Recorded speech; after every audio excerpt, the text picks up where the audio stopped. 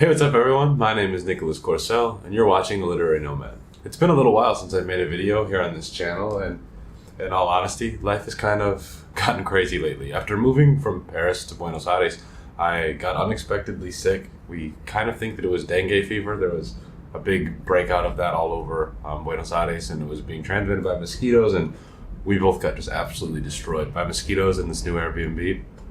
So yeah, I've been out of commission for like a week. It's been pretty terrible, but that has given me a lot of time to finally get to breaking into this book, Mao II by Don DeLillo. Originally, I was thinking about reviewing this book as I've reviewed a bunch of other books on this channel and read the whole thing and make a 20-30 minute video breaking it down for you guys. But I realized that maybe for this one I want to try something differently. Because I was reading it while I was sick and had a bunch of time on my hands, I started taking notes and putting them in this journal.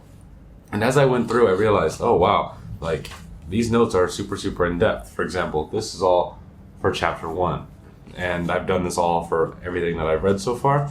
And so I thought it'd be really cool to almost do like a read-along series. And so I'm probably going to release these a little bit quicker than one video a week because I don't want my channel to be just Mao II Don DeLillo content for 3 or 4 months. Because I know some of you guys might not be interested in that. But I wanted to go in a lot more depth. I'm going to make a playlist on my channel and just kind of see how it goes.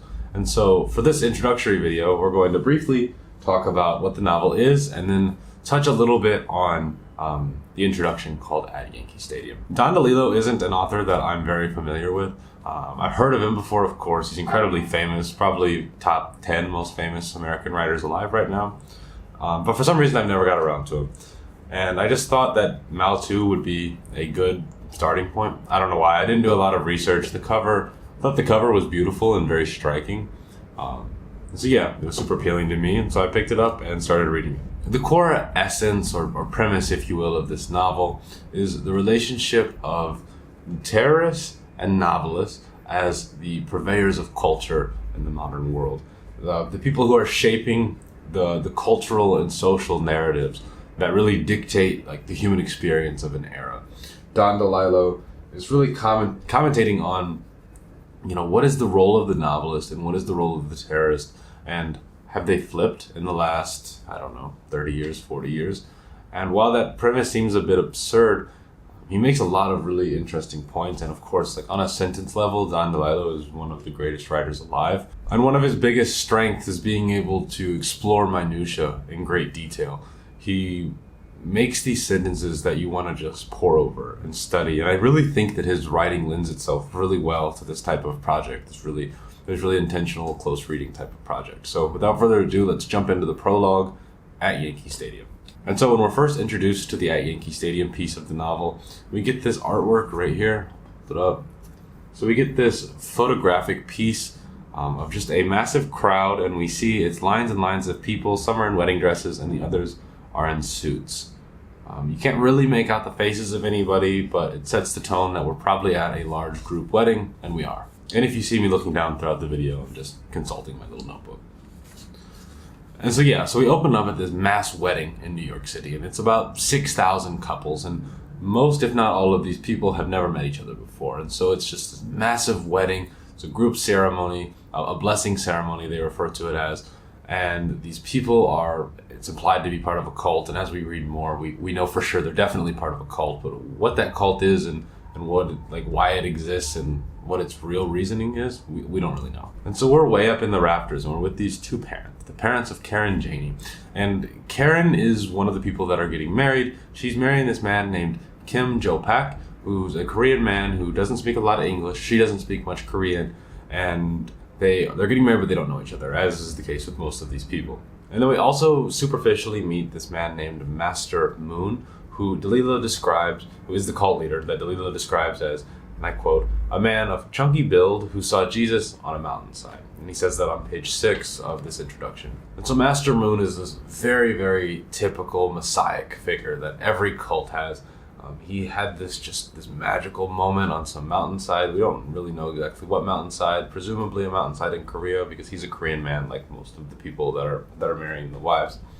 We don't know exactly what happened when he saw Jesus. We just know that allegedly he did, and now he has just this incredible amount of power, and he has such a big following that 6,000 couples have agreed to marry and have him conduct the ceremony. And so you got to think, if there's 6,000 people that are marrying at the ceremony, how many people has he done already? Say the cult's been going on for 2 or 3 years. How big is this? We don't know. The scale, though, it has to be huge, right? Next, we're introduced to this idea of crowds, and crowds functioning kind of as this big object. DeLillo describes it as a mass of people turned into a sculpted object. And so he's describing the way that they move, the way that they interact, the way that the interconnected parts kind of bleed together and become one. And so that's something that we think about a lot. And then as the book transitions later on into more themes of isolationism, it's really interesting to think and chew on this idea of what does crowds mean, what are the relationship that we have with crowds, and how has that shifted in the modern era. And then once we start to sprinkle in the ideas about terrorism that we see later on, we start to think, okay, how does that play into the role of crowds? How do we view crowds today versus how did our parents view crowds? Because I think that they're very different. And then in continuation of this talk about crowds, this introduction is ended with just a very simple quote that says, "The future belongs to crowds." So what does that mean? Does that mean that the way that we view crowds is important, as I touched on before, how we're kind of scared of crowds, how we're trained to be fearful of crowds? Or does that maybe mean the groupthink that has really taken over the world in recent years? I'm unsure, but these are all things that you're going to think about and chew on as you continue to read throughout the book. And then the final thing that I really wanted to touch on in this book is on page 9. It's the second chapter, and it's this idea of the true father. And then he introduces an interesting element of race that, I don't really know what it means to the narrative or what to think about it overall, but it's definitely something I wanted to highlight and for us to think about as we go forward. And so it goes, "The other word is cult. How they love to use it against us. Gives them the false term they need to define us as eerie-eyed children, and how they hate our willingness to work and struggle. They want to snatch us back to the land of lawns, that we are willing to live on the road, sleep on the floor, crowd into vans, and drive all night, fundraising, serving master. That our true father is a foreigner and non-white, how they silently despise. They keep our rooms ready. They have our names on their lips, but we're a lifetime away, weeping through hours of fist-pounding prayer." And so that's a really interesting summation of the cult and the core essence of the cult, right? So that is from the perspective of Karen Janey, this white girl whose parents are watching her. It's also interesting to know that the parents are having very different takes on what's happening. The dad is obsessively looking for her. He's got his binoculars, he's looking through the crowd, scanning for her. And the mom is very nonchalant. She's almost annoyed by the dad. She's very passive. And in many ways, I think she's a stand-in for the way that we view the world in the West, where we're such consumers of content that we're just yeah, whatever. Who cares? My daughter's not called, whatever. And the dad, he's so obsessed. He's trying to dig under the skin. He's trying to find his daughter. He's trying to save her in a sense. But he's not really doing anything, right? He's very similar to those guys who just go super hard on 4chan or these different groups on Facebook or anything, where they're figuring out what's wrong with the world, but they're not actually doing anything, right? They're just searching, they're sifting, but there's no action. That's what the dad is doing. And his daughter is giving herself up to Master Moon. Well, she's not marrying Master Moon, she's marrying Kim Jo-pak. She really is marrying Master Moon, right? It's his cult, he's doing the blessing ceremony. He's the one that is forcing them all to meet their collection quotas, and we get a little bit of descriptions about the collection quotas, about how if they sleep 7 hours, they encourage them to sleep 6 or 5 or 4. Keep improving, do more.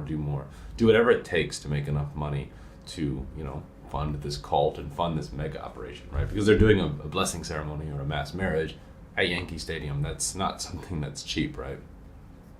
And so obviously we're seeing that there's a bit of financial scamminess that's going on in this blessing ceremony, but that's kind of all we know. We don't really know the nitty-gritty details of what's happening or why, but we know it's fishy. And we know that Karen is probably going to have a significant role to play in the novel. But what is it? We don't know. And so that just about touches on everything that we see in the introductory section of Mao II at Yankee Stadium. And upon reading all of that leaves us at page 19. So it's a lot of information to kind of grapple with within the first 20 pages of a novel. But writers like DeLillo, they give you a lot in a short amount of time. And it's important to really read slowly and think through everything that's happening. I left quite a few annotations in my book. I like to go through, I just like to underline things, as you can see. And just really think about, Okay, what are the characters' names? Think about it on that simple level, but then also, what is happening here, and writing notes. So I like to underline in the book and then expand on those thoughts in a separate piece. And I would really encourage you guys to do the same. You don't have to underline in the book, obviously. I know some people are freaks about writing in books. It's one of my favorite parts. But regardless, take some notes and really just let yourself take this novel slowly. That's my big challenge to all of you guys. It's just experience it slowly, and don't worry about getting 52 novels done this year or a novel a week or anything like that. Even if you only read 6-7 novels this year, really read them, get something out of them, and grapple with and let the author's ideas kind of dance around your brain, and maybe it'll change the way you think. Who knows? But if you enjoyed this video, don't forget to like, comment, and subscribe, and I'll see you shortly in the next one, where we'll be tackling the first few chapters of Mao II by Don DeLillo. I'll see you then.